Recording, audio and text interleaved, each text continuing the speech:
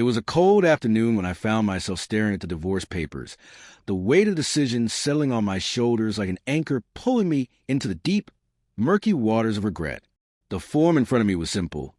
2 signatures, a handful of legal terms, and a line that would sever everything that had once been beautiful, passionate, and full of promise. My marriage.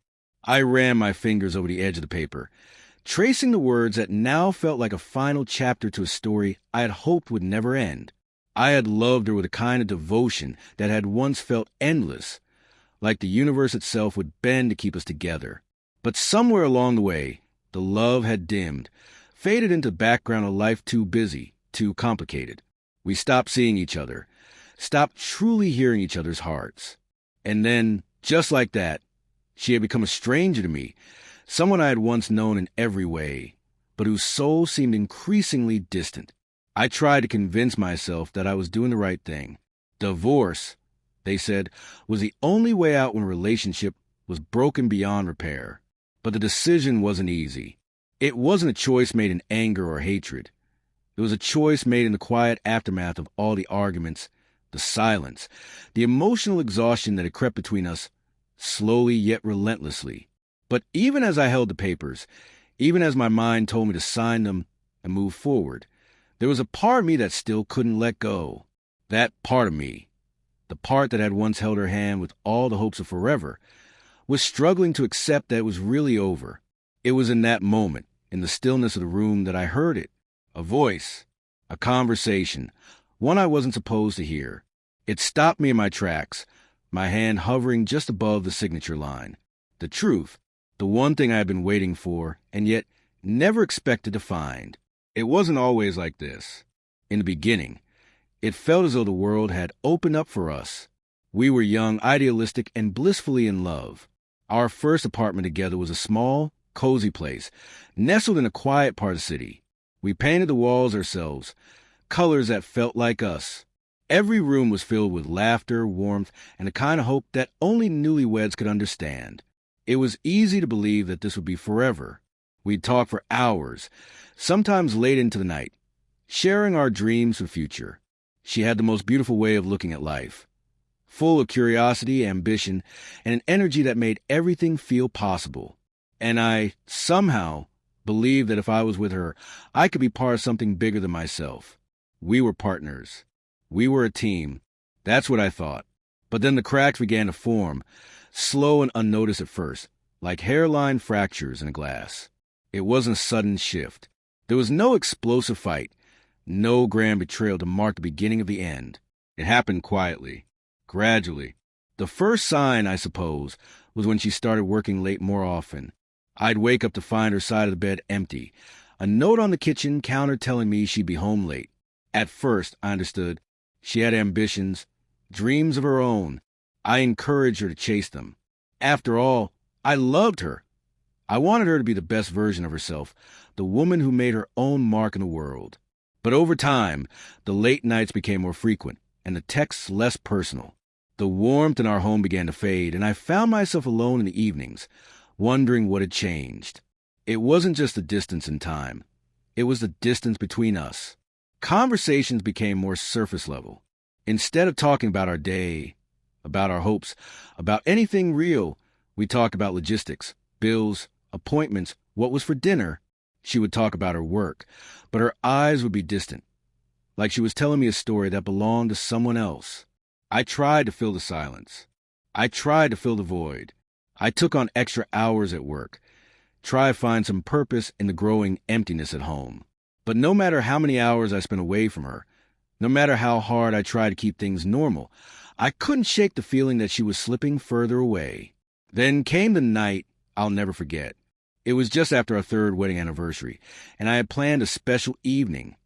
Dinner at our favorite restaurant, a bottle of wine we had saved for a moment like this. But she canceled. She said something about a work event she couldn't get out of. I understood. It wasn't the first time she had chosen work over us, but something in me snapped that night. I told myself it didn't matter, told myself I was being unreasonable for feeling hurt. But when she didn't even apologize, when the only thing I heard from her that night was a hurried text, my heart sank. That was the moment I realized we were no longer the couple we once were. We were no longer two people working toward a shared future.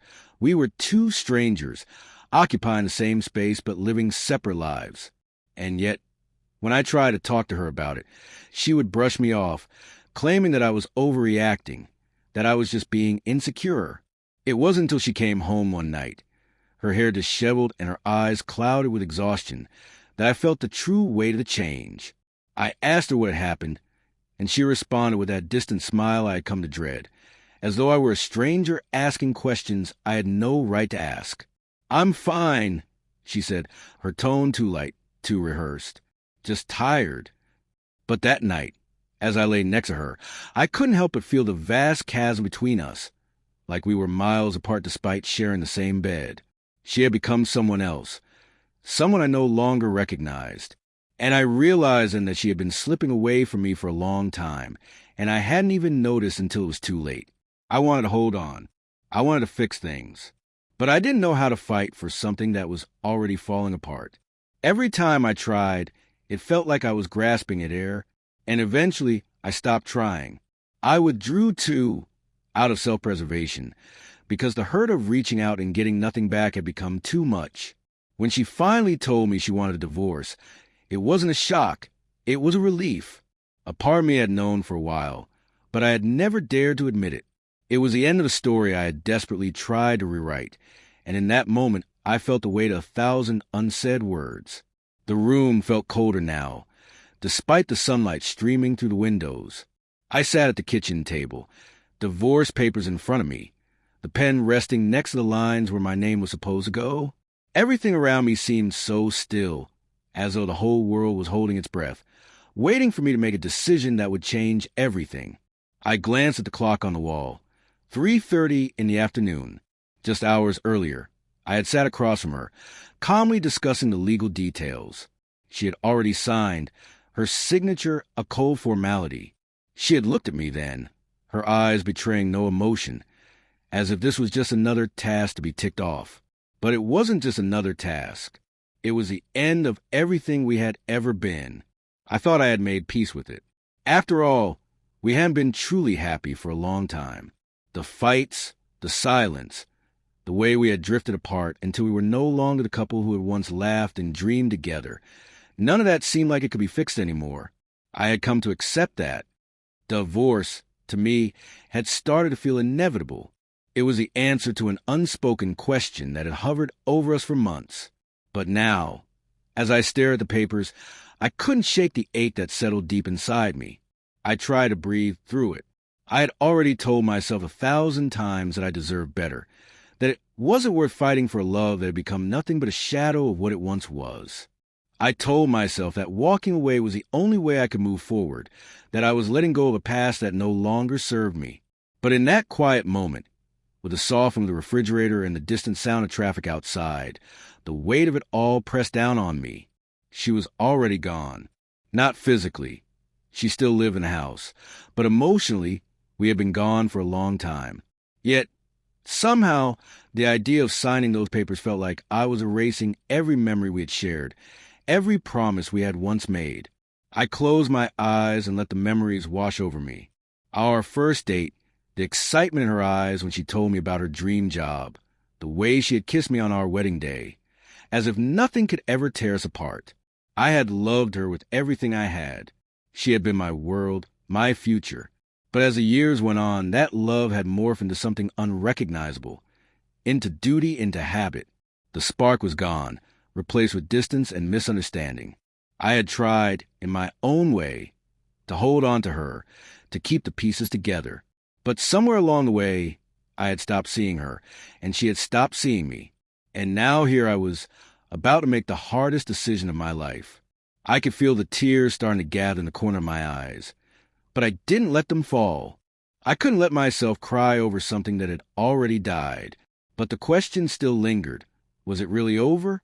Could I, for once, truly let go and accept that we were no longer the people we had once been? I exhaled, picked up the pen, and hovered over the paper. This was it, the final step. I could feel my heart pounding in my chest, the weight of what I had just heard pressing down on me like a heavy stone. It wasn't supposed to happen this way. I wasn't supposed to learn the truth now, when the decision had already been made, when we were already at the final stage of what was supposed to be our parting. But there I was, standing in the doorway of the living room, my world crashing down around me. Her voice echoed in my mind, the words I had overheard just moments before, words that shattered everything I had once believed. The truth had always been there, lurking just beneath the surface, but I had been too blind, too unwilling to see it. Until now. I turned to face her, my hands trembling as I fought to keep my composure. She was sitting on the couch, her legs tucked beneath her, eyes focused on her phone. I didn't know if she even realized that I had overheard the conversation, or if she thought I was too lost in my thoughts to be paying attention. But it didn't matter anymore. What were you really doing last night? I asked, my voice low but sharp, like a blade cutting through the fragile silence between us. She looked up at me, startled, her eyes wide for a moment before she quickly masked her surprise with a forced smile. What do you mean? Her voice was too calm, too practiced. I stepped into the room, my gaze never leaving hers. Don't lie to me. I heard what you said on the phone. I know the truth now. Her face drained of color as I spoke. Her mouth parted as though she were about to speak, but the words seemed to catch in her throat. For a moment, the world around us seemed to stop moving, frozen in time as we stood there, her, trying to figure out how to deny the truth, and me, finally understanding the depth of the betrayal. You've been seeing him, haven't you? I whispered, the words tasting like poison on my tongue. She flinched at the mention of another man's name, and I saw the flicker of guilt flash in her eyes before she quickly averted her gaze. I had suspected for a long time, but hearing it aloud, acknowledging reality, felt like a punch to the gut. I didn't mean for it to happen, she said quickly, standing up now, her voice shaky. It was just, I don't know. It's complicated, but it wasn't planned. It's not like that. Not like that. I repeated, the incredulity in my voice sharp and bitter. You've been lying to me, to our entire marriage, for how long now? And you think I'll believe it wasn't like that? She opened her mouth again, but the words didn't come out. The silence between us was thick, suffocating. I could feel the weight of the years we had spent together pressing down on me. How much I had given, how much I had trusted her, only to have it all ripped away in an instant. You didn't even have the decency to tell me, did you? I continued, my voice rising with the anger and betrayal that had been building up inside me for months. You didn't think I had the right to know. You didn't think I had the right to feel anything. I wasn't just your partner anymore. I was a side note in your life. Her eyes welled with tears, but I couldn't find it in myself to feel sorry for her. Not anymore. The hurt was too deep, too raw. She had already made her choice. Her actions had already said everything she needed to say. I didn't want to hurt you, she whispered, her voice trembling. I thought I was just trying to get away from all the distance between us, from all the pain. I thought I could find something to feel again. By lying to me? I asked, incredulous. By betraying the trust we had built over years? Do you really think that's how you solve a marriage falling apart? She looked away, unable to meet my eyes, her face twisted in regret, but the truth was out now, and there was no taking it back. Her apologies, her excuses, they meant nothing in the face of what I had just learned. The room felt smaller now, as though the walls were closing in on me. The finality of it all, the realization that I'd been living a lie for so long, was suffocating. I didn't want to hurt you, she repeated, her voice barely a whisper. I never wanted this. But I was done listening, done trying to salvage a relationship that had already been destroyed from the inside out.